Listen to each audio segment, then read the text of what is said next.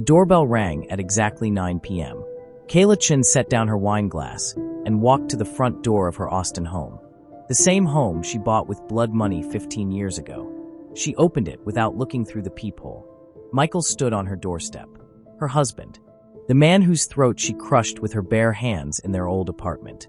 The man she wrapped in a plastic tarp and buried in the dirt outside the city. 15 years ago. "Hi, honey," he said, smiling like he'd just come home from work. "Traffic was terrible. Sorry I'm late." Kayla's legs went numb. Her vision blurred at the edges. The world tilted sideways. This wasn't possible. Michael walked past her into the house, hung his jacket on the coat rack, and headed straight for the kitchen like he'd done it 1,000 times before. In a house he'd never been to. In a life he wasn't supposed to be living. Because Michael was dead. Kayla made sure of that. So who or what just walked into her home? Hello everyone, welcome to Crime Tide Chronicles. Don't forget to subscribe and turn on the bell notification. Kayla Chen's hands were shaking. She gripped the doorframe, trying to steady herself as she watched Michael move through her kitchen. He opened the cabinet where she kept the mugs. The right cabinet. First try. How could he know that? "I'll make us some tea," he said, filling the kettle. "You look like you need it." Kayla's mouth opened, but no sound came out. Her brain was screaming at her body to move, to run, to do something. But she stood frozen, watching this impossible thing happen in real time. Michael turned to face her. Same dark eyes. Same scar above his left eyebrow from a cycling accident when he was 12. Same way he tilted his head when he was concerned. "Kayla, are you okay?" "You're..." She forced the words out. "You're dead." He laughed. Actually laughed. That familiar sound she hadn't heard in 15 years. The one that used to echo through their old apartment before everything went wrong. "What are you talking about?" "I just saw you this morning before I left for my appointment." "What appointment?" "The dentist. Remember? You drove me there yourself." He walked closer, reaching out to touch her forehead. "Do you have a fever? You're acting strange." Kayla jerked back from his hand. "Don't touch me." Hurt flashed across his face. Real hurt. The kind she used to see when they fought, back when he was alive, back when he was real. "Honey, what's going on? Did something happen today?" "Stop calling me that." Her voice came out sharper than she intended. "Stop acting like everything is normal." Because it is normal. He gestured around the kitchen. "We're home. It's Thursday night. You have that big development meeting tomorrow with the investors downtown. I picked up your dry cleaning. It's hanging in the closet." Kayla's blood went cold. She did have a meeting tomorrow, and she had dropped off dry cleaning 3 days ago. Things Michael couldn't possibly know because Michael was buried under 6 feet of Texas dirt at an abandoned construction site off Highway 71. "What year is it?" she asked suddenly. Michael's face creased with concern. "Kayla, you're scaring me. Answer the question. What year is it?" "It's 2010. March 18th. 2010. He pulled out his phone, held it up to show her the date on the screen. "See? Are you having some kind of episode? Should I call Dr. Morrison?" "It's not 2010. Kayla grabbed her own phone from her pocket, hands trembling so badly she almost dropped it. Look at the date." She shoved the screen toward him. "March 18th, 2025. Michael studied it, then looked back at her with something close to pity. "Kayla, I don't know what you did to your phone, but that's not funny. If this is some kind of joke," she pressed her back against the wall, as far from the door as she could get. "I can't," she whispered. "Why not?" "Because you're dead. Because I killed you. Because you can't be here. I need a minute." Silence on the other side of the door. Then, "Okay. I'll be downstairs if you need me. Take your time." She heard his footsteps retreating down the hall, down the stairs. Kayla waited until the house went quiet, then pulled out her phone again. Her fingers were still shaking as she opened her photo gallery. Yesterday morning, when Michael first appeared, she'd thought she was losing her mind. But she'd been smart enough to test it. She'd taken pictures of him while he wasn't looking. In the garden, reading the newspaper. Making coffee. Standing by the window. Proof that he was real. She scrolled to the photos now. Her breath caught in her throat. Every single picture showed an empty space where Michael should have been. The newspaper floating in midair. A coffee mug lifting itself to invisible lips. The curtains moving with no one behind them. "No," she breathed. No. She'd seen him in these photos yesterday. She'd seen his face, his body, everything. Clear as day. Now there was nothing. Kayla opened her camera and pointed it at the locked bedroom door. Through the screen, she could see the hallway, the pictures on the wall, the small table with the vase of flowers. She walked to the door, unlocked it slowly, and eased it open. The hallway was empty.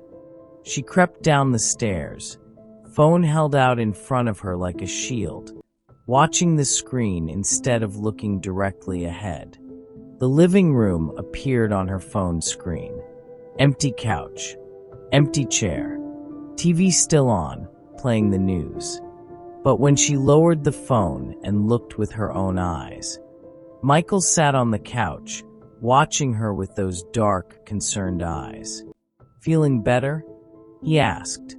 Kayla raised the phone again. The couch was empty on the screen. Lowered it. He was there. Raised it. Gone. Lowered it. There. "What are you doing?" Michael stood up, walking toward her. "Kayla, you're starting to really worry me. Maybe we should go to the hospital." She stumbled backward, and her hip caught the edge of the side table. The impact sent a framed photo crashing to the floor, glass shattering across the hardwood. Michael moved to help, but Kayla held up her hand. "Stay back." He stopped, hurt flashing across his face again. "I'm just trying to help." "Help." The word came out like a laugh, high and sharp. "You want to help?" "Of course I do. You're my wife." "I'm not your wife." Kayla's voice broke. "Your wife killed you 15 years ago." The words hung in the air between them. Michael's expression didn't change. Didn't shift into anger or fear or confusion. He just looked at her with that same steady concern, and somehow that was worse than any reaction she'd expected. "Kayla," he said softly, "I think you need to lie down. You're not making sense." "I'm not making sense." She laughed again, and this time it didn't stop. It kept bubbling up, hysteria climbing her throat. "You're dead. You've been dead. I buried you. Come here." Michael reached for her hand. "Let me help you upstairs." His fingers wrapped around hers. They were warm, solid, real. Kayla looked down at their joined hands, at the familiar calluses on his palm from his guitar playing, at the thin white scar on his thumb from when he'd cut himself cooking dinner one night. "Every detail perfect, every detail impossible, please," she whispered. "Please just tell me what you are." Michael squeezed her hand gently. "I'm your husband. I'm right here. I'm not going anywhere." That's what she was afraid of. Kayla didn't sleep that night. She lay in bed, staring at the ceiling, listening to Michael breathing beside her. Deep, steady breaths. The same rhythm she remembered from years ago, back when they shared a bed, back when he was alive. She'd tried to stay awake in the guest room, but he'd insisted on helping her to their bedroom. Their bedroom. Like this was normal. Like he belonged here. Around 3 a.m., she carefully turned her head to look at him. His chest rose and fell. His face was peaceful in sleep. She could see the tiny lines around his eyes. Signs of aging he should never have gotten. 15 years of life he shouldn't have lived. She reached out slowly, her hand trembling, and touched his shoulder. He was solid, warm. She could feel his muscles beneath the fabric of his shirt. Michael stirred slightly, but didn't wake. Kayla pulled her hand back and rolled over, squeezing her eyes shut. Maybe if she just waited until morning, he'd be gone. Maybe this whole nightmare would end with the sunrise. But when dawn broke and gray light filtered through the curtains, Michael was still there. And worse, he was already awake.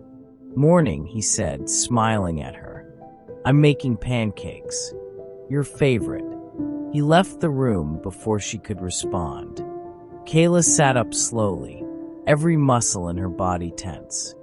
She grabbed her phone from the nightstand and opened her email, scrolling frantically for something. Anything that would prove she wasn't insane.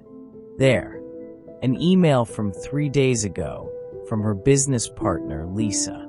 Asterisk Kayla, you seemed distracted at yesterday's meeting. Everything okay? You kept staring at the empty chair next to you. Call me if you need to talk. Asterisk empty chair. Kayla's hands went cold. She'd brought Michael to that meeting. He'd sat right next to her, made small talk with Lisa about her daughter's college applications. Lisa had laughed at something he said, but Lisa saw an empty chair. Another email from 2 days ago. Her assistant, Marcus. Asterisk Ms. Chun, I dropped off the contracts you requested. I knocked but heard you talking to someone inside. Didn't want to interrupt. They're on your porch. Asterisk talking to someone. Not talking with someone. Like she'd been alone. The smell of pancakes drifted up from downstairs, sweet and familiar. Kayla's stomach twisted. She forced herself out of bed and down the stairs. Michael stood at the stove, flipping pancakes with the same practiced ease he'd always had. 2 plates were already set on the kitchen table, along with syrup, butter, and fresh strawberries. Sit, he said warmly. You need to eat. You barely touched dinner last night. Kayla remained standing. Michael, I need to ask you something. And I need you to be honest with me. Of course. What's the last thing you remember? Before yesterday. He turned off the stove and carried the pan to the table, sliding 2 pancakes onto each plate. What do you mean? Just answer the question. Michael sat down thinking. Well, we had breakfast. You made that joke about my dentist appointment. Said I should ask them to fix my boring personality while they were at it. He smiled at the memory. Then you drove me there. I told you not to wait, that I'd call a cab home. You said you had errands to run anyway.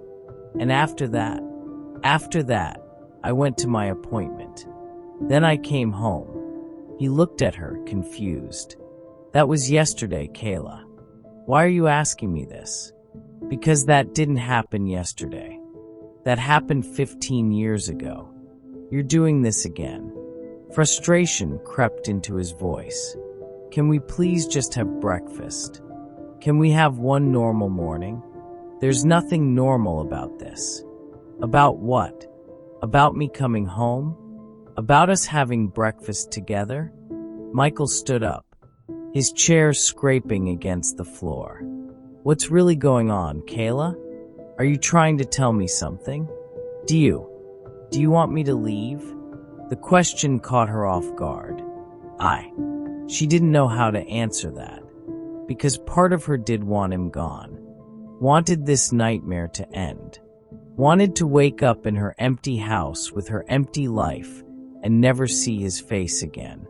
But another part, a small, traitorous part, wanted to sit down at that table and eat pancakes and pretend everything was fine. Before she could answer, her phone rang. Detective Maria Rodriguez. Kayla's blood turned to ice. Aren't you going to answer that? Michael asked. She declined the call. Immediately, a text message came through. Asterisk Ms. Chun, I need to speak with you. It's urgent. I'm outside your house. Asterisk Kayla walked to the front window and pulled back the curtain. A black sedan sat in her driveway. Detective Rodriguez stood beside it, phone in hand, looking directly at the window, looking directly at Kayla. Who is it? Michael came up behind her. The police. The police? What do they want? Kayla turned to look at him, studying his face. You really don't know. Know what? Another text. I can see you in the window. Please come outside. We need to talk about your husband. Kayla's hands started shaking again. "Stay here," she told Michael. "Don't come outside. Don't let her see you." "Why not? Just please. Trust me." She grabbed her jacket and stepped out onto the porch, closing the door firmly behind her. Detective Rodriguez walked up the driveway, her expression neutral but her eyes sharp. She was in her late 40s, with gray-streaked black hair pulled into a tight bun. Kayla had only seen her a handful of times over the years, always at a distance, always watching. "Miss Chen." Rodriguez stopped a few feet away. "Thank you for coming out. What do you want?" "Straight to the point." "I appreciate that." Rodriguez glanced at the house behind Kayla. "Are you alone?" "Yes." "You sure about that?" Kayla's heart hammered. "What's this about, detective?" "I got a strange call yesterday. Anonymous tip. Someone claimed they saw Michael Park in downtown Austin 3 days ago." The world tilted. "That's impossible," Kayla said carefully. "Michael disappeared 15 years ago." "I know. That's why I'm here." Rodriguez took a step closer. "Because it's not the first call we've gotten. Over the past week, 3 different people have reported seeing him. At a coffee shop, at the grocery store, walking down 6th Street. People make mistakes. It's been 15 years. They probably saw someone who looked like him." "That's what I thought too." Rodriguez pulled out her phone, swiped through something, then turned the screen toward Kayla. "Until I saw this. It was a security camera photo from a downtown ATM. Grainy, black and white, timestamped 4 days ago. And there, clear as day, was Michael's face." Kayla's knees almost gave out. "That's not him," she whispered. "You sure?" "Because that's his exact height. His build. And look at this." Rodriguez zoomed in on the image. "See that scar above his left eyebrow? Same one Michael Park had. Lots of people have scars. True. But lots of people don't look exactly like a man who's been missing for 15 years. Rodriguez put her phone away. "Ms. Chun, if Michael is alive, if he's been in contact with you, you need to tell me now." "He's not alive." "How can you be so sure?" "Because I killed him. Because I buried him. Because he's dead. Because if he were alive, he would have come home by now," Kayla said instead. "He wouldn't just disappear for 15 years and then start showing up in random places around Austin." Rodriguez watched her carefully. "Unless he had a reason to stay hidden." "What reason?" "That's what I'm trying to figure out."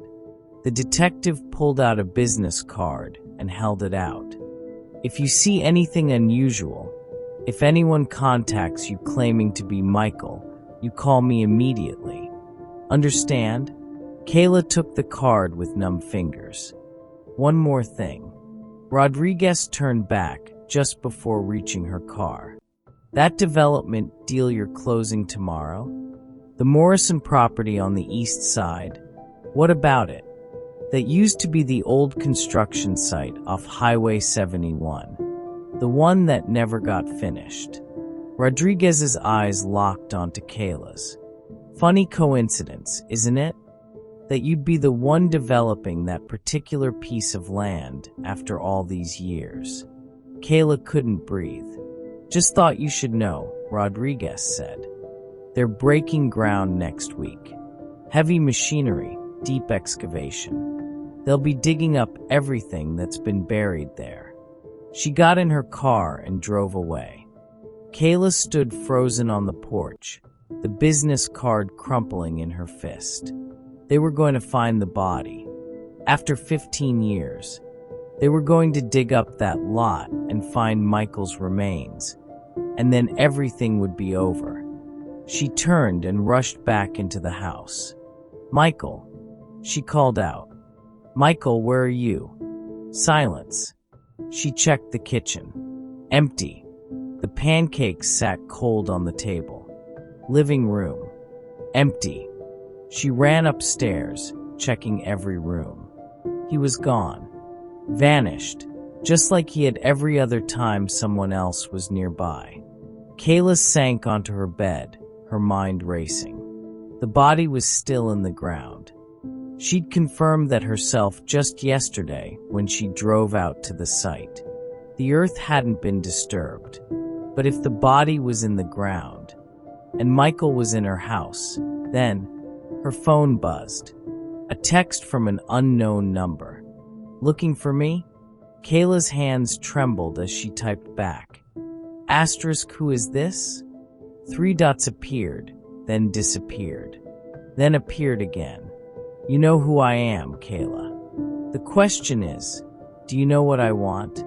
What do you want? The response came immediately. The truth.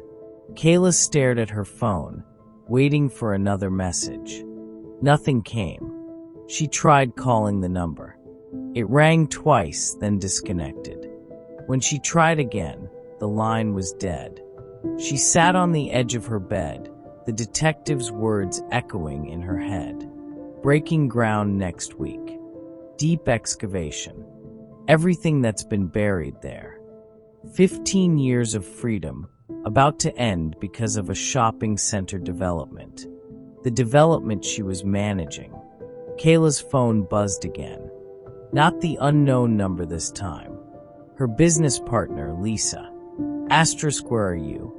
Meeting starts in 20 minutes. Investors are already here. Asterisk, she'd completely forgotten.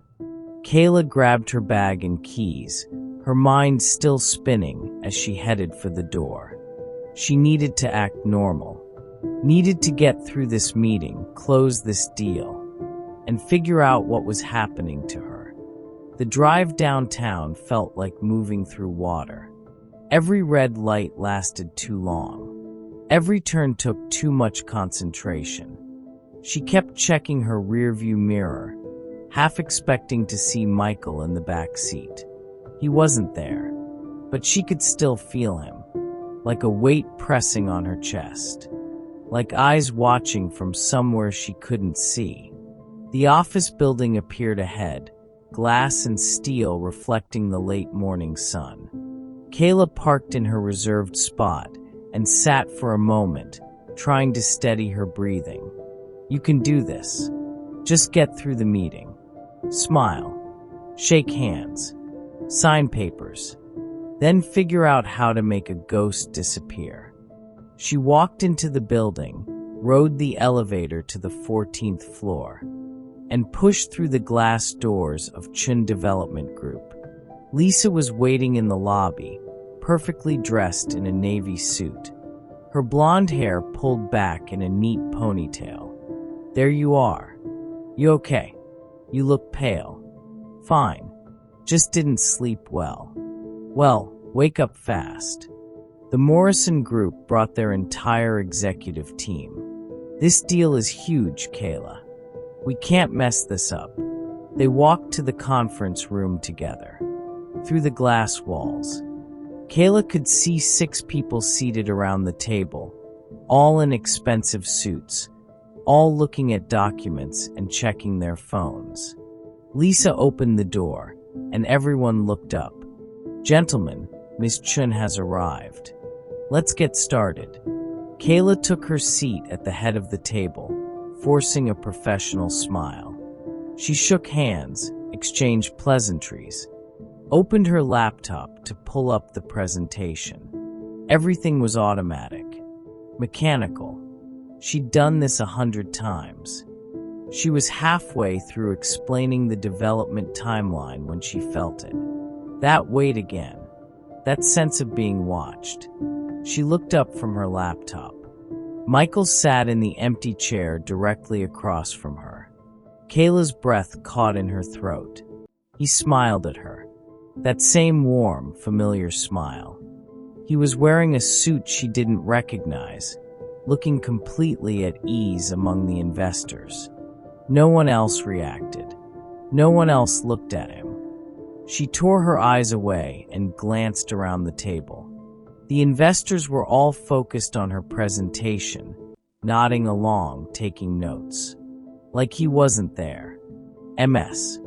Chun, one of the investors, an older man with silver hair, leaned forward. Are you all right? Yes. Sorry. Just. She forced herself to look back at her laptop. Not at the chair where Michael sat. Just lost my place. She continued the presentation, but her voice sounded distant to her own ears. Every few seconds, she could feel Michael's presence across the table, could sense him watching her. Don't look. Don't look. Don't look. She looked. He was still there, still smiling.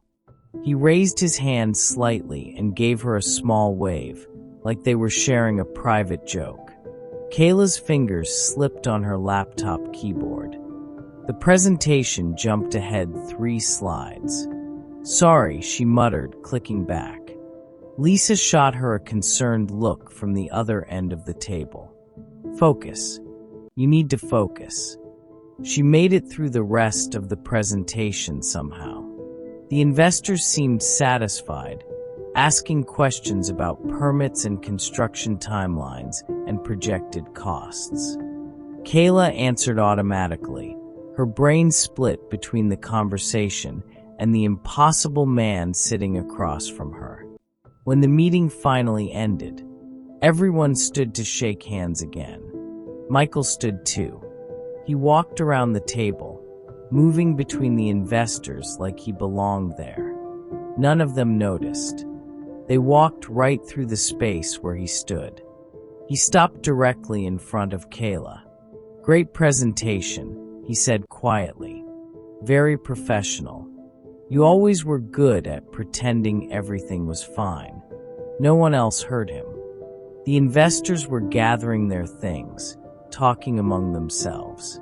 Lisa was by the door, saying goodbye to the last of them. Kayla stood frozen, staring at Michael's face. What do you want from me? She whispered.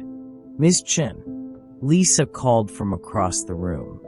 Can you come sign these contracts? Kayla blinked, and Michael was gone. The chair across from her was empty. She walked over to Lisa on shaking legs and signed the papers, barely reading them. Her signature looked wrong, too shaky. But Lisa didn't seem to notice. You sure you're okay? Lisa asked when the last investor had left. You seemed distracted in there. I'm fine. You kept staring at that empty chair. Kayla's stomach dropped. What? During the presentation. You kept looking at the chair across from you, like someone was sitting there. Lisa's expression shifted to concern. Kayla, when's the last time you had a full night's sleep? I don't know. Maybe you should take the rest of the day off. Go home. Rest. We landed the deal. You don't need to be here. Kayla nodded numbly. Yeah, maybe you're right. She gathered her things and left before Lisa could ask any more questions. The elevator ride down felt endless. Kayla watched the numbers descend, counting each floor, trying to keep her mind from racing. The doors opened on the lobby level. Michael stood outside, waiting. Kayla's bag slipped from her shoulder and hit the floor. Going home? He asked. She couldn't move, couldn't speak. People walked past them, moving in and out of the elevator, completely oblivious. A woman in a red dress walked right through Michael, then continued on without breaking stride. Kayla? Michael stepped closer. Answer me. Leave me alone, she breathed. I can't do that. Why not? What do you want? I already told you. He leaned in, close enough that she should have felt his breath on her face. The truth. Kayla grabbed her bag and pushed past him, through the lobby, out into the bright Austin afternoon. She didn't look back, didn't stop moving until she reached her car. She locked the doors immediately, hands shaking so hard she could barely get the key in the ignition. Michael stood on the sidewalk, watching her through the windshield. She started the car and pulled out of the parking spot too fast, tires squealing. When she looked in the rearview mirror, he was gone. But she knew he wasn't really gone. He was never really gone. Kayla drove home on autopilot, her mind blank with terror. She pulled into her driveway and sat there for a long moment, staring at her front door. He's in there. He's waiting inside. She couldn't go in, couldn't face him again. Instead, she put the car in reverse and drove. Out of her neighborhood, through downtown, onto Highway 71, toward the construction site. She needed to see it again. Needed to confirm that the body was still there, that she hadn't imagined the whole thing 15 years ago. The site looked different in daylight. Construction equipment was already being moved in, preparing for next week's groundbreaking. Yellow tape marked the boundaries. A trailer sat in one corner for the site manager. Kayla parked on the shoulder and got out. The old oak tree was still there, larger now, its branches reaching toward the gray sky. She walked toward it, counting steps in her head. 48, 49, 50. She stopped and looked down at the ground. Fresh earth. Someone had been digging here. Kayla's heart stopped. No, that's not possible. The ground was undisturbed yesterday. She dropped to her knees and started clawing at the dirt with her bare hands, frantic now, desperate. The soil was loose, too loose, like it had been turned recently. She dug deeper, throwing dirt aside, her fingernails breaking, her hands bleeding. There, something solid. She pulled it free. A bronze bookend. The same one she'd used to kill Michael 15 years ago. The one she'd buried with his body. Kayla screamed and dropped it, scrambling backward. How? How was it here? How was it out of the ground? Looking for something? She spun around. Michael stood behind her, holding a shovel. You really thought it would stay buried forever? He tossed the shovel aside. 15 years, Kayla. That's a long time to keep a secret. You're not real, she gasped. You're not real. I'm real enough. He crouched down to her level. Real enough to watch you dig up your own crime. Real enough to see you fall apart. What are you? I'm your guilt. He picked up the bookend, turning it over in his hands. I'm every lie you told. Every night you slept peacefully while I rotted in the ground. Every time you looked at yourself in the mirror and pretended you were a good person. Kayla shook her head, tears streaming down her face. No, you're something else. Someone else. You're not Michael. Does it matter? He dropped the bookend in front of her. You still killed him. You still buried him here. And now someone's going to find out. Who are you? She sobbed. Please, just tell me who you are. Michael smiled, but this time it wasn't warm. It was cold, empty. I'm the one who's been waiting for you to break. He stood up. And Kayla, you're almost there. He turned and walked away, disappearing between the trees. Kayla stayed on her knees in the dirt, staring at the bronze bookend. Her phone buzzed in her pocket. Another text from the unknown number.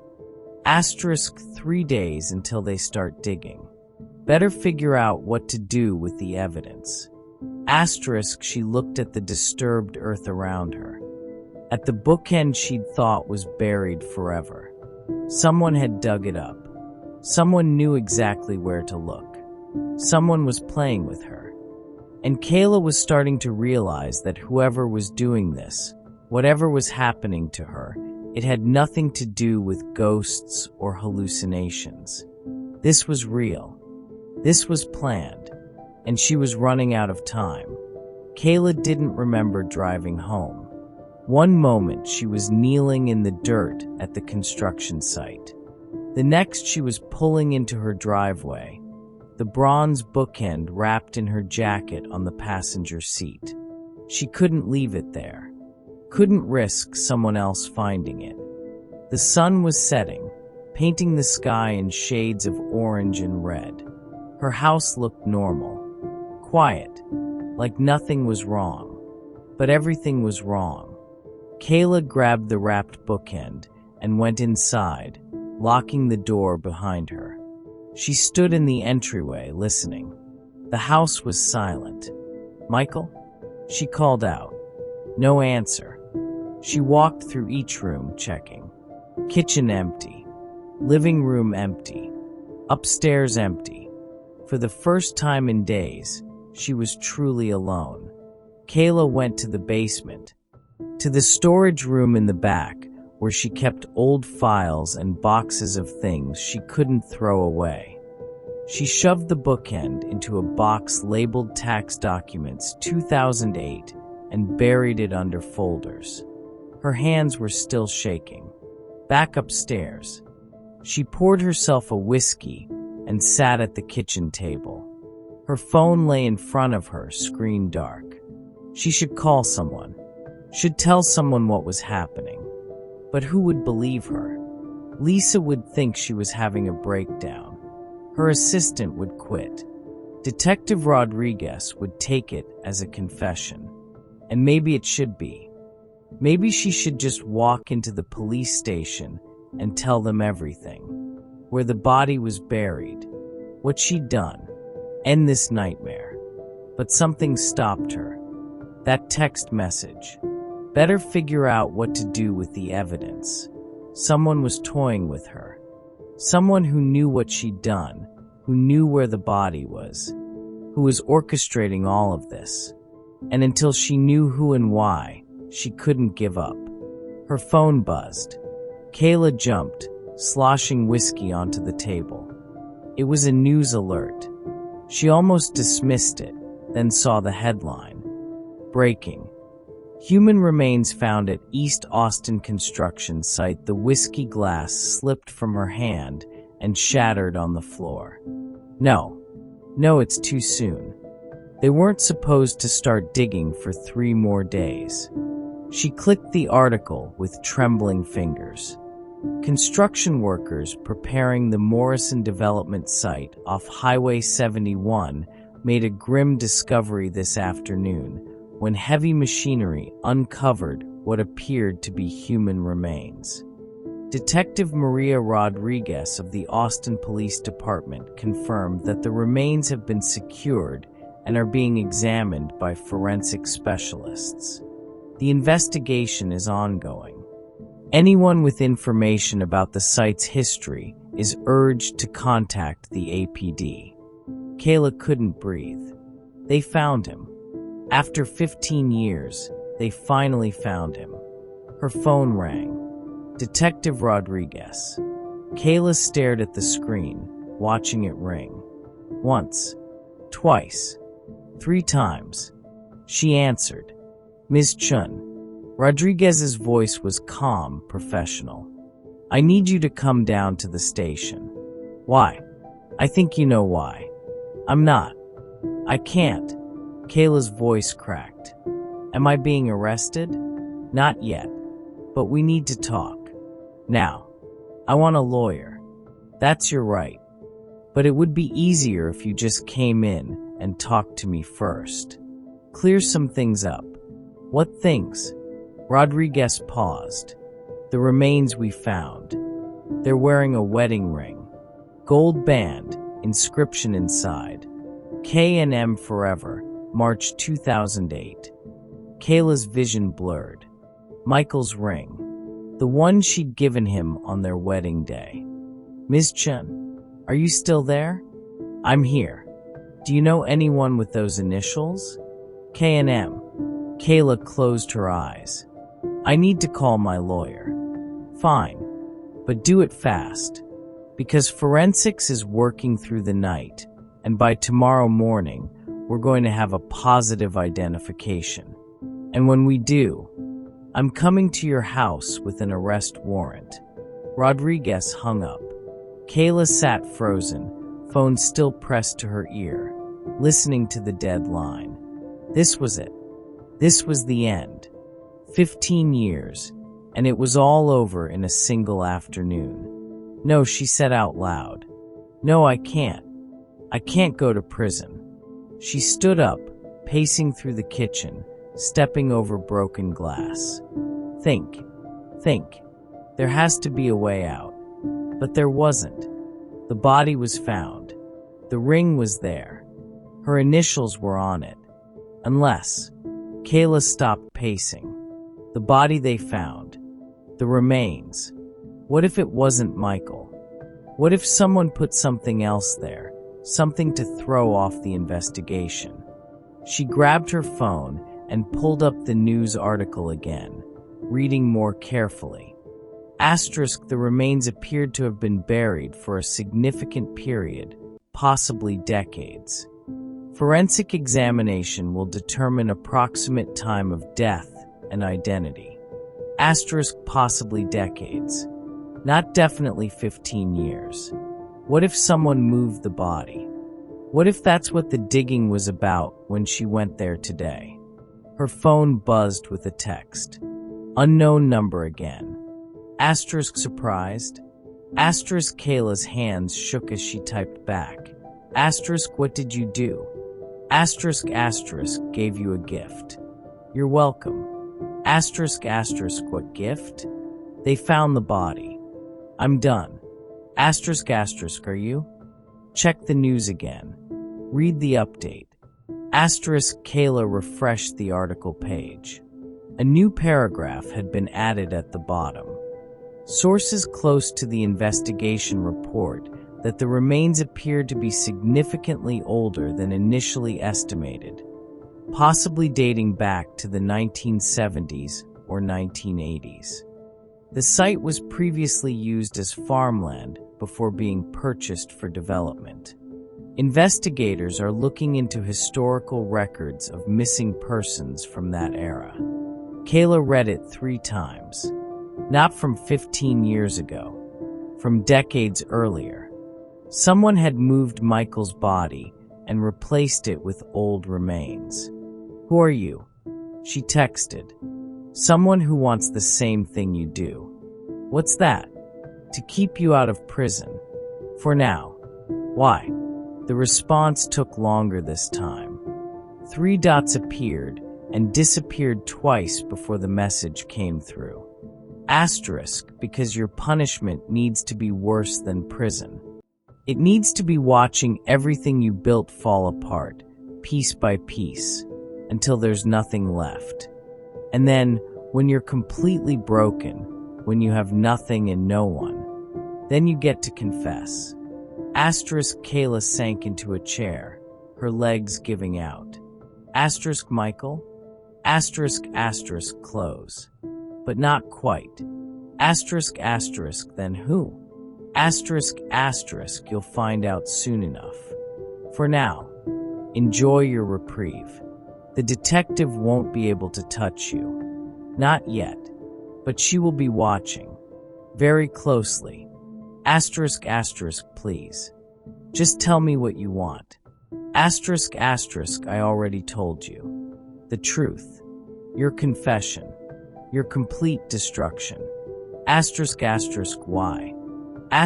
The response was immediate. Because you took everything from someone I loved. Now I'm taking everything from you. Slowly. Painfully.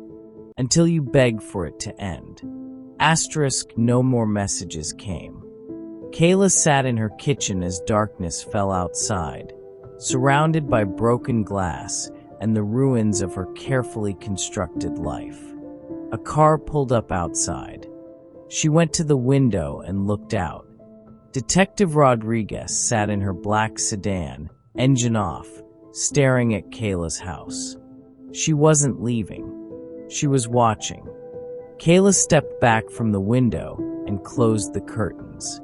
She poured another whiskey with shaking hands and sat in the dark, feeling the walls close in. Her phone lit up one more time. Not a text. A photo. She opened it. It was her, from earlier today, kneeling in the dirt at the construction site, holding the bronze bookend. Someone had been there. Someone had watched her dig it up. Someone had photographed her. Another photo came through. This one was older, grainier, taken at night with a flash. Kayla's younger face, 15 years ago, standing beside her car at that same construction site. A tarp-wrapped shape visible in her trunk. Evidence. Photographic evidence of the murder. A message followed the photos. Asterisk insurance. In case you get any ideas about running, I have copies of everything. Every photo. Every recording. Every piece of evidence I've collected over 15 years. If you disappear, if you try to leave Austin, if you do anything except exactly what I tell you, these go straight to Detective Rodriguez. Asterisk, asterisk, what do you want me to do? Asterisk, asterisk, keep living your life. Go to work. Smile at your colleagues. Pretend everything is fine. And wait for my instructions. Asterisk, asterisk, how long? Asterisk, asterisk, as long as it takes for you to break. Asterisk, Kayla threw her phone across the room. It hit the wall and clattered to the floor. She buried her face in her hands and finally let herself cry. Real tears for the first time in 15 years. Not tears of grief for Michael, but tears of pure terror. She was trapped. Someone had spent 15 years planning this, collecting evidence, watching her, waiting, and now they were playing with her like a cat with a mouse, drawing out her suffering before the final kill. A sound from upstairs made her freeze. Footsteps. Slow, deliberate footsteps moving across her bedroom floor. Kayla wiped her eyes and stood up, her heart hammering. She grabbed a knife from the kitchen drawer and moved toward the stairs. The footsteps stopped. "Hello," she called out. No answer.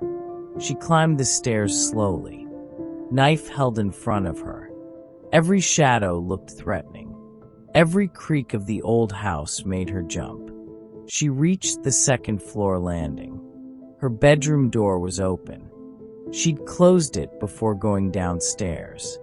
Kayla approached carefully, knife raised. She pushed the door open wider. The room was empty, but her bed wasn't the way she'd left it. Someone had pulled back the covers and arranged the pillows, like someone was about to sleep there. On her nightstand sat a framed photograph she didn't own. Kayla walked over and picked it up with shaking hands. It was Michael, young Michael, from before they were married. He was smiling at the camera, his arm around another man, a man with dark hair and kind eyes, wearing a college sweatshirt. She turned the frame over. On the back, written in faded ink, asterisk Michael and David, Spring Break 2007 asterisk David.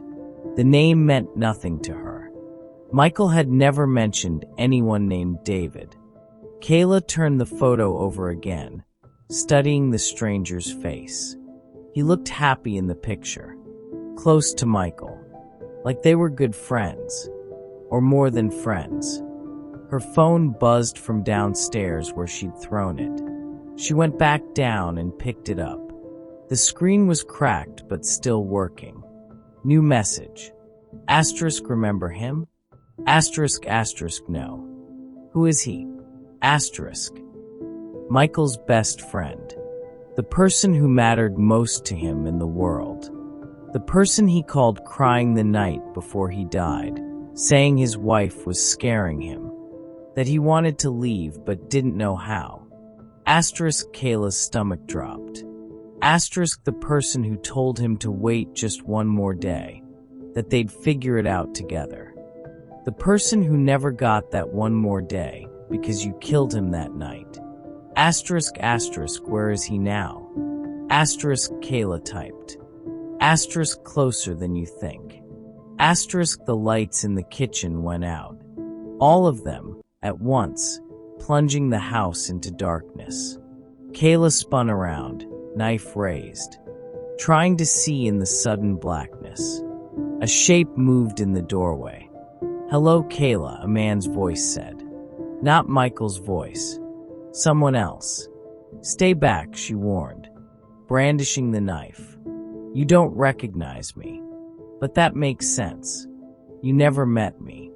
Michael kept us separate. Kept his life with you separate from his real life. His real family." The shape moved closer. "My name is David Park, and I've been waiting 15 years to meet you." The lights came back on. No one was there. But on the kitchen table sat another photograph. This one newer, crisper. Taken recently. It showed Kayla sleeping in her bed. Taken from inside her bedroom. Someone had been in her house while she slept. Had stood over her bed. Had photographed her. And she'd never known. Kayla didn't sleep for the next 2 days. She couldn't. Every time she closed her eyes, she saw that photograph. Her sleeping face, vulnerable and unaware, while someone stood over her in the darkness. She installed new locks. Checked every window. Searched every closet and corner. But it didn't matter. David was always one step ahead. On the morning of the 3rd day, Kayla sat at her kitchen table, exhausted and hollow. Her phone buzzed with work emails she couldn't bring herself to answer. The Morrison development was moving forward. Groundbreaking in 2 days. Her doorbell rang. Kayla's whole body tensed. She walked to the door slowly, checking the peephole. Michael stood on her porch. She closed her eyes, took a breath, and opened the door. "Good morning," he said pleasantly. "Beautiful day, isn't it? What do you want?" "To talk. Really talk. No more games." He gestured to the house. "May I?" Kayla stepped aside. He walked in, and she noticed something different. His movements weren't quite the same. The way he held himself was slightly off, like an actor who'd been playing a role so long they'd forgotten their real mannerisms. "Coffee?" he asked, heading to the kitchen without waiting for an answer. "You're David," Kayla said flatly. "Drop the act." He stopped, his back to her. For a long moment, he didn't move. Then his shoulders relaxed. When he turned around, everything had changed. His posture, his expression, the way he looked at her. Same face, but a completely different person. Finally, he said in a voice that was close to Michael's, but not quite. "I was wondering how long you'd keep pretending." Kayla stayed near the door, ready to run. "How did you do it?" "The surgery? 12 operations over 10 years.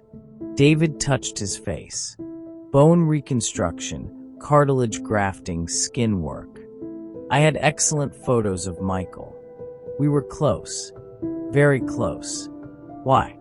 You really have to ask." His voice hardened. "You killed my best friend. The only person who ever gave a damn about me. Michael never mentioned you. Because you made him stop talking to me." David's eyes flashed with anger. "6 months after you got married, he told me you didn't like him having friends. That you got jealous when he spent time with anyone else. That it was easier to just let me go. That's not. Don't lie to me." David slammed his hand on the counter. "I read his journal. Every entry. Every time he wrote about wanting to call me, but being afraid of how you'd react. Every time he wrote about being scared of you, Kayla felt something twist in her chest. If he was so scared, why didn't he just leave? He tried. That's what the fight was about the night you killed him. He'd called me earlier that day. Said he couldn't take it anymore. I told him to pack a bag and come stay with me while he figured things out. David's voice cracked. He said he'd tell you that night. That he was leaving. That he'd meet me the next morning. I didn't kill him because he wanted to leave, Kayla heard herself say. I killed him because she stopped. Because why? David moved closer. Come on, Kayla. Tell me, what was so terrible that you had to beat him to death and bury him in the dirt? He was stealing from me. The words came out quiet, almost ashamed. From my business. I found out he'd been transferring money from our joint accounts. Hundreds of thousands of dollars gone. And when I confronted him, he laughed. Said I'd never even noticed. David shook his head. He wasn't stealing. He was saving. What? Saving money where you couldn't touch it. Because he was planning to leave you, and he knew you'd try to take everything. David pulled out his phone and swiped through something. I have his bank statements. Every transfer documented. It was his money from his salary going into an account in his own name. He held out the phone. Kayla looked at the screen. Transfer after transfer, all from accounts with Michael's name on them. Nothing from her business accounts. That's not. She trailed off. I saw the statements. My business account was being drained. Were you being embezzled? Yes. By your business partner, Lisa. David put his phone away. Michael found out about it. He was trying to document it, to prove it to you. But you never gave him the chance. The floor felt like it was tilting under Kayla's feet. That's not true. Lisa wouldn't. Check your accounts, Kayla. Really check them. Look at the transfers from the past month. The ones you've been too distracted to notice because you've been dealing with me. Kayla pulled out her phone with shaking hands and logged into her business banking app. The numbers swam in front of her eyes. Transfers. Dozens of them. Tens of thousands of dollars moved to an offshore account. All authorized with her digital signature. All dated within the last 3 weeks. Lisa has access to your accounts, David said quietly. She's been systematically draining your business while you've been falling apart. By the time you figure it out, she'll be gone. And you'll be left with nothing. Why are you telling me this? Because I want you to understand. David's voice was cold now. I want you to know that you killed an innocent man. That you destroyed both our lives for nothing. That everything you've built since then, your success, your reputation, your money, all of it is falling apart. You're doing this. Kayla looked up at him. You're destroying my life on purpose. I'm showing you what you deserve. What Michael deserved. Justice. This isn't justice. This is revenge. What's the difference? David stepped closer. You took everything from me. Now I'm taking everything from you. And when you have nothing left, when you're completely broken, I'm going to make sure you confess to what you did. Make sure Detective Rodriguez has everything she needs to lock you away forever. The body they found wasn't Michael's. I moved him. Replaced him with remains I sourced from. Well, that doesn't matter. What matters is that you're not getting arrested today. Or tomorrow. You're going to suffer first. Really suffer. The way I suffered for 15 years. Kayla sank into a chair. Where is he? Where's Michael's body? Somewhere safe. Somewhere Rodriguez will eventually find it. But not until I'm ready. You're insane. Maybe. David crouched down to her level. Or maybe I loved him so much that losing him broke something in me that can never be fixed. Maybe I spent so many years becoming him that I forgot who I was. Maybe I'm just as destroyed as you're about to be." He stood up. "You have 24 hours. For what?" "To confess. To walk into that police station and tell Detective Rodriguez everything. Where the real body is. What you did. All of it. And if I don't, then I release the evidence. The photos of you at the burial site. The recordings I've made of you admitting to the murder in your sleep. Yes, I've been in your room many times, Kayla. The forensic evidence I collected from your old apartment before it was demolished. All of it goes to Rodriguez. And you go to prison with no chance of making a deal. But if you confess, you might get a lighter sentence. Voluntary surrender, cooperation with authorities. Maybe you serve 20 years instead of life." David walked to the door. "Either way, you lose. But at least one option gives you a shred of dignity." He opened the door, then paused. "There's one more thing you should know. Michael loved you. Even at the end, even when he was scared of you, part of him still loved you. He told me that in his last message. Said he hoped you'd get help. That you'd be okay." David's voice broke. "He was a better person than both of us. And we both destroyed him." He walked out, leaving the door open behind him. Kayla sat in the silence of her kitchen, watching dust motes drift in the morning light. 24 hours.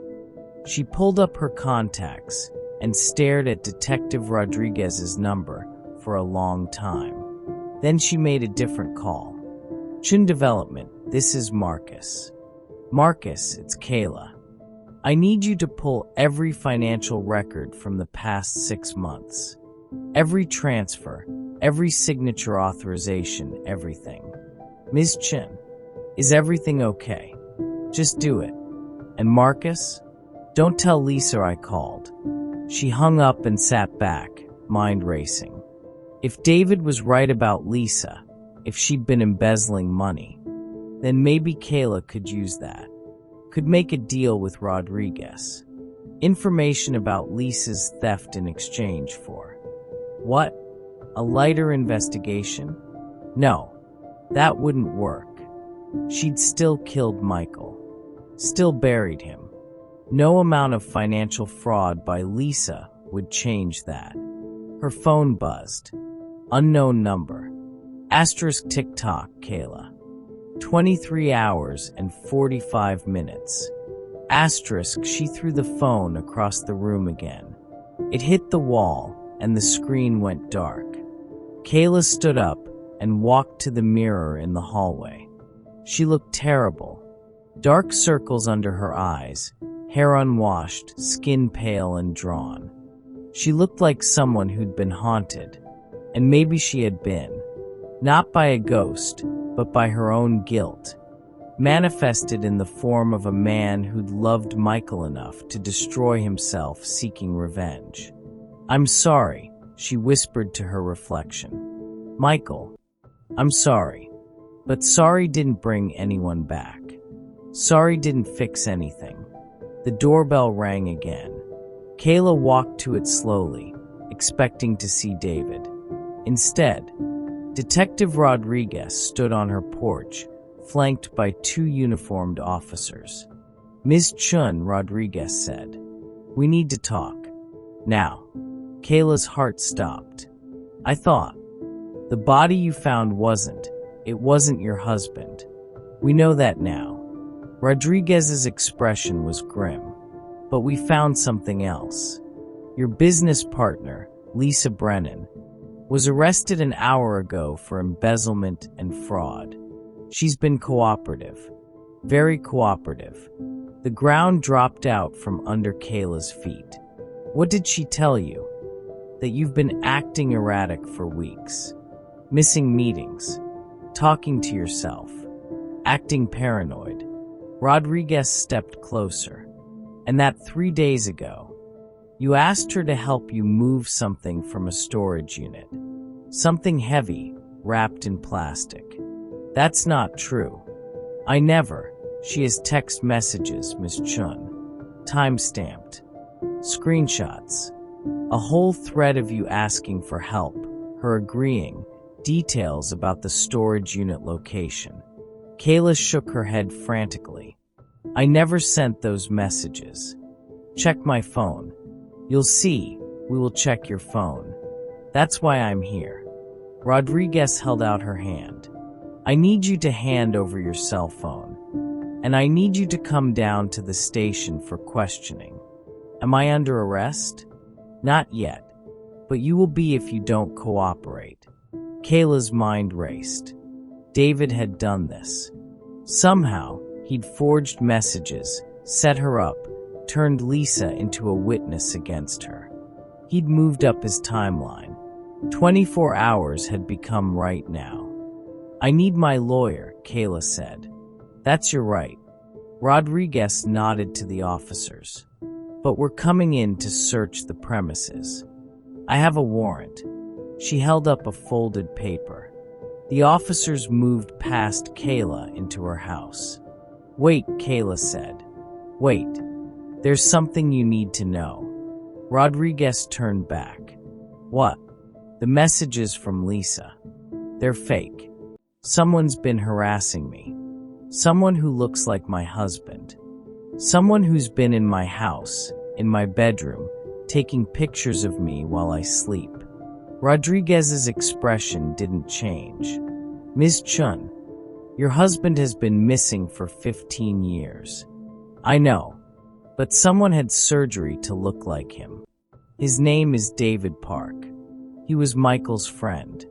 He's been torturing me, trying to get me to confess. Confess to what? Kayla opened her mouth, then closed it. Rodriguez waited. To knowing where Michael is, Kayla said finally. David thinks I know something about Michael's disappearance. But I don't. I swear I don't. It was the closest she'd come to confessing without actually doing it. Rodriguez studied her face for a long moment. Ms. Chun, we ran facial recognition on every person captured on security cameras near your house for the past month. Do you know what we found? Kayla shook her head. Nothing. No one matching Michael Park's description. No strangers entering your property. No signs of forced entry or surveillance equipment. Rodriguez stepped closer. The only person coming and going from this house is you. That's impossible. He was here. Multiple times. He's been. The only evidence we have of anyone being in your house is from your own statements and behavior. Talking to empty rooms. Staring at empty chairs. Setting two places at the table when you're alone. Horror crept up Kayla's spine. You've been watching me. We've had surveillance on you for 3 weeks, Miss Chun. Ever since the first report of Michael being spotted in Austin. And in all that time, we've never seen anyone else. Just you. Alone. No. Kayla backed away. No. That's not right. He's real. David is real. He sent me messages, photos, from an untraceable number that we've already looked into. Sent from your own IP address, Ms. Chun. From inside this house. The world was spinning now. I didn't send those messages to myself. I didn't, ma'am. I need you to come with me. Rodriguez's tone had shifted from professional to concerned. I think you need help. Medical help. I'm not crazy. No one said you were. But you've been under a lot of stress. The development project, the financial issues with your business. It's understandable that you might. He's real. Kayla screamed. David Park is real. He told me he moved Michael's body. He told me everything. Rodriguez went very still. What did you just say? Kayla realized her mistake too late. Michael's body, Rodriguez repeated slowly. You said David told you he moved Michael's body. Moved it from where, Miss Chen? Kayla's mouth opened and closed. No sound coming out. From where? Rodriguez pressed. I don't. An officer came out of the house carrying an evidence bag. Inside it was the bronze bookend, wrapped in Kayla's jacket. Found this in the basement, detective. Hidden in a box labeled tax documents. Rodriguez took the bag and held it up to the light. What is this, Miss Chun? Kayla couldn't answer. Couldn't breathe. It looks old, like it has some kind of residue on it. Possibly organic material. Rodriguez looked at her. Should we test it for DNA? Everything was falling apart. Everything was ending. I want my lawyer, Kayla whispered. I want my lawyer right now. You're going to need one. Rodriguez nodded to the officers. Kayla Chen, you're under arrest on suspicion of murder and evidence tampering. You have the right to remain silent. The words faded to white noise. Kayla felt the handcuffs close around her wrists. Felt herself being led to the police car. Saw neighbors coming out onto their porches, watching, whispering. And there, standing across the street, half hidden behind a tree, was Michael. Or David. Or whoever he really was. He was smiling. The interrogation room was smaller than Kayla expected. Gray walls. Metal table. 2 chairs. A mirror that was obviously one-way glass. She'd been here for 6 hours. Detective Rodriguez had questioned her for the first 3, methodical and patient, building her case piece by piece. The bookend. The financial records. Lisa's testimony about Kayla's erratic behavior. The fabricated text messages. Then they'd left her alone. Waiting was worse than the questions. Kayla stared at her reflection in the one-way mirror. She looked like a stranger. Hollow-eyed. Defeated. The door opened. Rodriguez entered, carrying a file folder and a cup of coffee. She set the coffee in front of Kayla. Thought you might need this. Kayla didn't touch it. Rodriguez sat down across from her. Your lawyer is on his way. Flight from Dallas got delayed. He'll be here in about 2 hours. Then why are you here? Because I want to talk to you. Off the record. Just us. Nothing is off the record in here. Rodriguez reached up and unplugged something on the wall. A small red light went dark. Now it is. She leaned back in her chair. I've been a detective for 23 years, Miss Chun. I've seen a lot of guilty people. And I've seen a lot of people who thought they were guilty when they weren't. What's your point? My point is that you're acting like someone who's being haunted. And I don't mean that metaphorically. Kayla said nothing. David Park, Rodriguez continued. You mentioned him at your house. Michael's best friend. Said he had surgery to look like Michael. That he's been terrorizing you. You said there was no evidence of anyone else. I said we didn't see anyone on surveillance. That doesn't mean no one was there. Rodriguez opened the file folder. After you mentioned David's name, I did some digging. David Park disappeared from Austin 16 years ago, right around the time Michael went missing. Kayla looked up. No missing person report was ever filed. He just vanished. No trace, no forwarding address, no digital footprint. Like he ceased to exist. Rodriguez slid a photo across the table. This is the last known photo of him, taken about 6 months before he disappeared. Kayla picked up the photo with shaking hands. It was the same young man from the picture in her bedroom. Dark hair, kind eyes, smiling next to Michael in what looked like a college bar. "That's him," Kayla whispered. "That's the man who's been pretending to be Michael. Maybe. Or maybe you've been seeing things that aren't there." Rodriguez pulled out another photo. This is from a security camera at a clinic in Mexico City, taken 8 years ago. The photo showed a man entering a building. His face was partially covered, but Kayla could see enough to recognize the bone structure. The eyes. "Plastic surgery clinic," Rodriguez said. "One that specializes in facial reconstruction. We got a warrant for their records. Found a patient who paid in cash, used a fake name. But the intake photos matched David Park." She laid out a series of before and after photos. David's face gradually transforming. Each surgery bringing him closer to Michael's features. 12 operations over 10 years, Rodriguez said. "Just like you claimed. This man destroyed his original face to look like your husband." Kayla felt something crack inside her chest. "So I'm not crazy." "No, you're not crazy. Someone really has been doing this to you." Rodriguez gathered up the photos. "The question is why, and where he is now.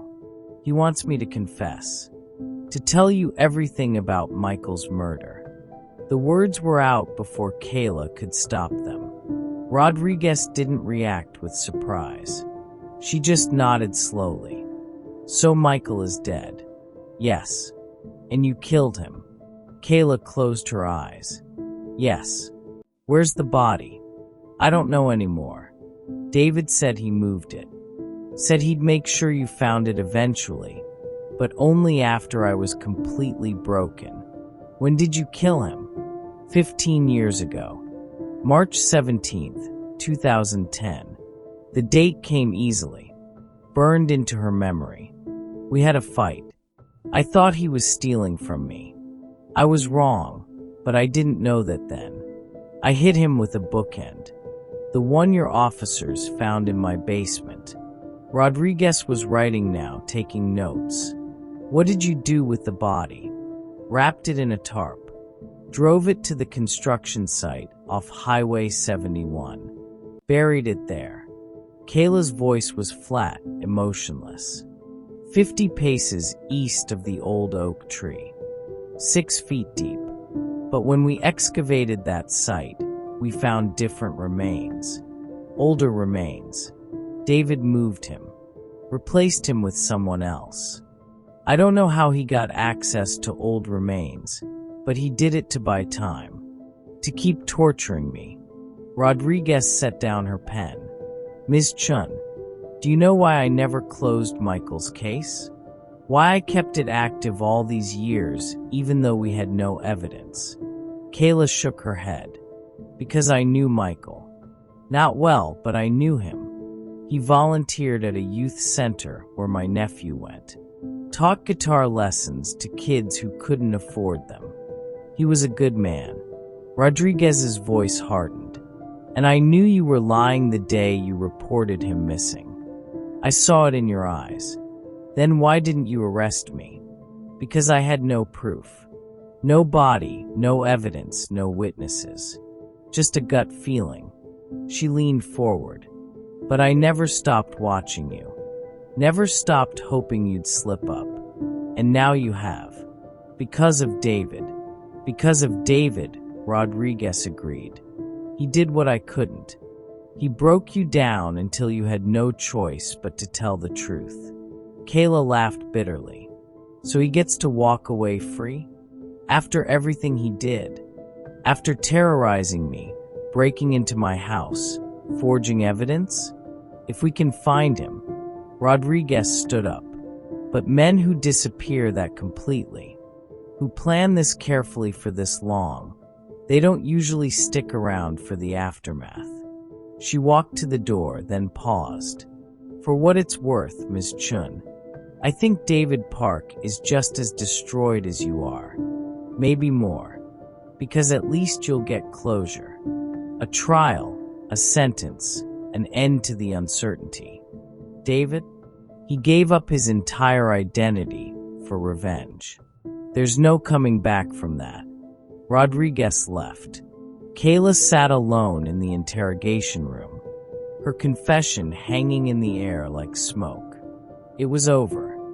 15 years of running, and it was finally over. 3 weeks later, Kayla sat in a courtroom wearing an orange jumpsuit. Her lawyer had advised her to plead guilty. With her confession and the physical evidence, a trial would be pointless. The prosecutor was offering 25 years in exchange for leading them to Michael's body. 25 years. She'd be 68 when she got out. If she got out. The judge was reading the charges when the courtroom doors opened. Everyone turned. A man walked in. Same height as Michael. Same build. But his face was different now. Older. Worn. The surgical perfection had faded, leaving something harder behind. David Park. He walked down the aisle and took a seat in the back row. Kayla stared at him. He stared back. The judge banged his gavel. Order. We'll continue. The hearing proceeded. Kayla pleaded guilty to second-degree murder. The judge accepted her plea and scheduled sentencing for 2 weeks later. Throughout it all, David sat perfectly still watching. When they led Kayla out in handcuffs, she looked back one more time. He was gone. The day before sentencing, Kayla received a visitor request. David Park wanted to see her. She almost said no. Almost told the guard to send him away. But she needed answers. Needed to understand. They brought her to the visiting room and sat her at a table divided by thick glass.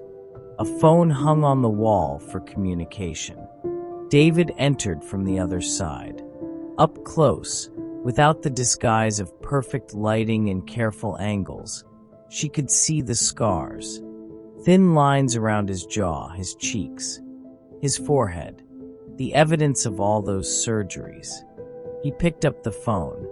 She did the same. Hello, Kayla. His voice was his own now. Not Michael's imitation. Deeper, rougher, with an edge of exhaustion. Why are you here? She asked. To see if it was worth it. Was it? David was quiet for a long moment. I don't know. You destroyed me. You got what you wanted. I'm going to prison for the rest of my life. 25 years. You'll be out eventually. Will I? I'll be old. Alone. Everything I built will be gone. My business, my reputation, my freedom. You took it all. You took Michael's life. I know. Kayla's voice cracked. I know what I did. And I'm sorry. For whatever that's worth. It's worth nothing. David's eyes were empty. Sorry doesn't bring him back. Sorry doesn't give me back the 15 years I spent planning this. Sorry doesn't undo the fact that I carved up my own face and threw away my identity for revenge. Then why did you do it? Because I loved him. The words came out broken. Because he called me the night you killed him, crying, scared, and I told him to wait. Told him everything would be okay. And then you killed him. And it was my fault for not getting him out sooner. Tears were running down David's face now. I've spent 15 years trying to make that right. Trying to get justice for him. And now that I have it, now that you're paying for what you did, I feel nothing. Just empty. Kayla wiped her own eyes. What happens to you now? I don't know. David Park is legally dead. Michael Park's identity can't be restored without proving he's alive, which would mean revealing what I did. So I'm no one. A ghost of a ghost. Where's Michael's body? Kayla asked quietly. You never told them. Rodriguez said they searched the site again, but found nothing. David looked away. I cremated him. Years ago. Couldn't stand the thought of him in the ground anymore. So there's no body. No. Just ashes. Scattered in the place where we used to go camping in college. Where he was happy. David's voice broke completely. He's finally at peace. More than either of us will ever be. They sat in silence, phone pressed to their ears, separated by glass and guilt and grief. I'm sorry, Kayla said again, for killing him, for hurting you, for all of it. I'm sorry too, David whispered, for what I became, for turning into a monster to punish a monster. Michael would have hated what I did.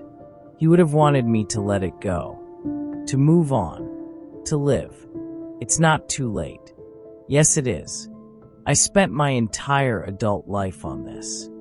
There's nothing left of who I used to be. He pressed his hand against the glass.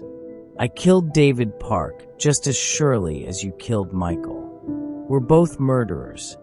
Kayla, we both destroyed innocent people. Kayla pressed her hand against the glass on her side, matching his.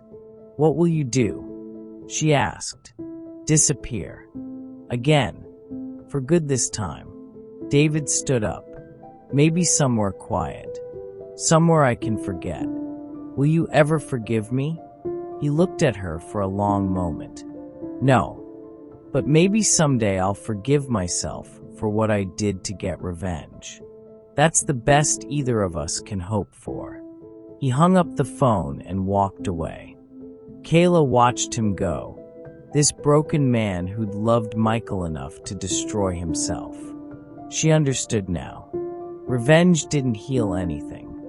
It didn't bring peace or closure or satisfaction. It just created more damage, more pain, more victims. David had spent 15 years proving that Kayla deserved to suffer. And in the process, he'd suffered even more. 6 months later, Kayla sat in her prison cell during recreation time, writing a letter. Dear David, I don't know if you'll ever read this. I don't even know if you're still alive. But I needed to write it anyway. The judge gave me 25 years. I'll serve at least 20 before parole. I'm 43 now. I'll be 63 when I get out, if I get out. I've had a lot of time to think. About Michael. About what I did. About who I was back then. I was angry all the time. Controlling. Paranoid. I saw threats everywhere. Even from the person who loved me. And when Michael tried to leave, tried to save himself, I killed him rather than let him go. That's the truth I couldn't face for 15 years. It wasn't about the money or the fear of being left. It was about control. About not being able to handle someone choosing to leave me. You were right to make me confess. Right to make me face what I'd done. But David, wherever you are, please don't spend the rest of your life punishing yourself. Michael wouldn't want that. He loved you. I saw it in the journal entries the prosecutor showed me during discovery. Every entry about you was full of affection and care. He would want you to live. Really live. Not as his ghost, but as yourself. I know I have no right to ask this. But please, find a way to be David again. Get your face changed back. Start over. Do something good with the years you have left. Don't let what I did destroy 2 lives. 1 is enough.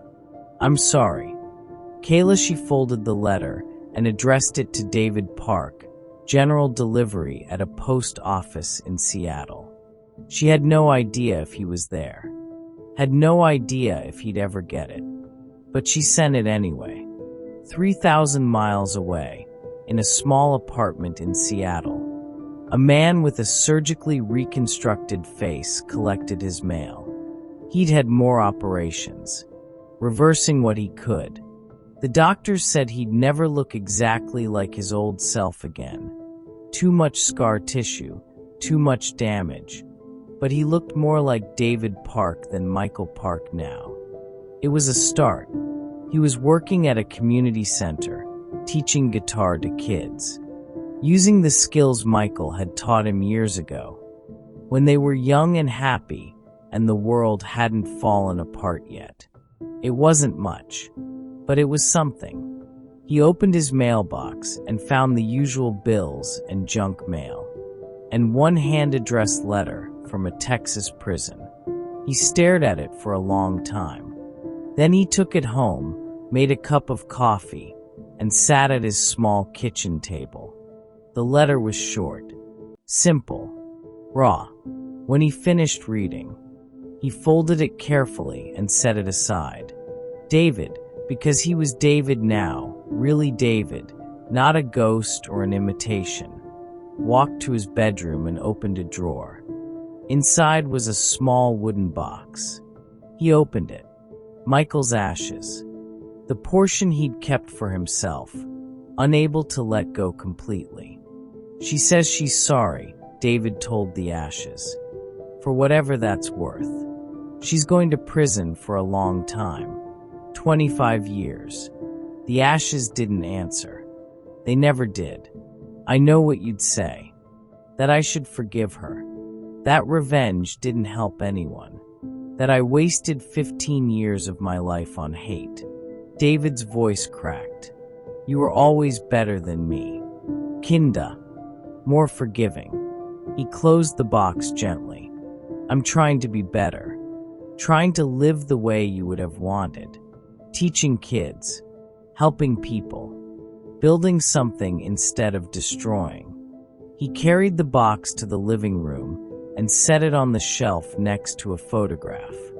The old picture of him and Michael from Spring Break 2007. Both of them smiling, arms around each other, young and alive and full of hope.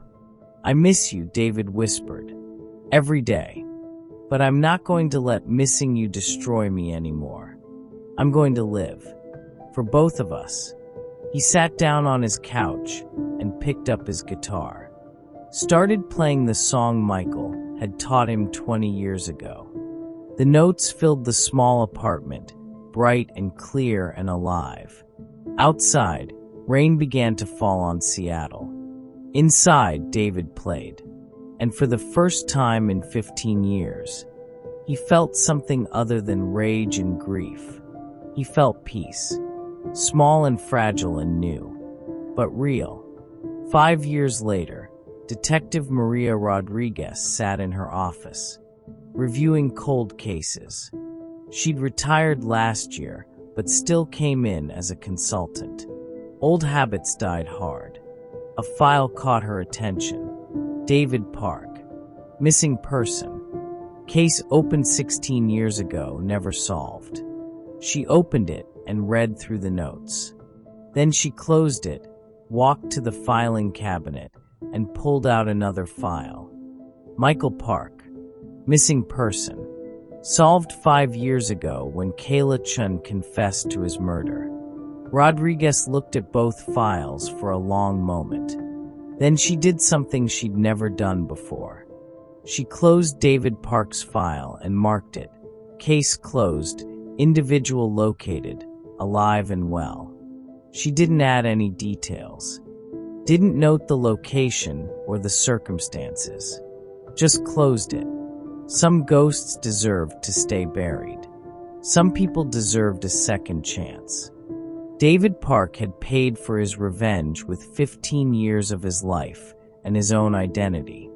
That was punishment enough. Rodriguez filed both folders away and turned off the light in her office. Some cases were solved. Some were just over. And that was okay. Kayla Chen killed her husband and spent 15 years running from her crime. David Park spent 15 years becoming a ghost to expose her. In the end, both lost everything they were. Kayla sits in prison, serving 25 years for murder. David lives under a reconstructed face in a city far from home, teaching guitar to children and trying to remember who he used to be. Justice was served. Revenge was taken. And both of them paid a price that can never be recovered. So here's the question that haunts both of them every single day. When you destroy yourself to destroy someone else, who really wins? When revenge costs you your identity, your years, your soul, is it still worth it? Drop your answer below. Because this isn't a question with a right answer. It's a question that both Kayla and David will be asking themselves for the rest of their lives. And if you stayed until the end of this story, if you watched two people destroy each other in the name of justice, hit that subscribe button. Because the next story goes even deeper into the darkness. And you won't want to miss it.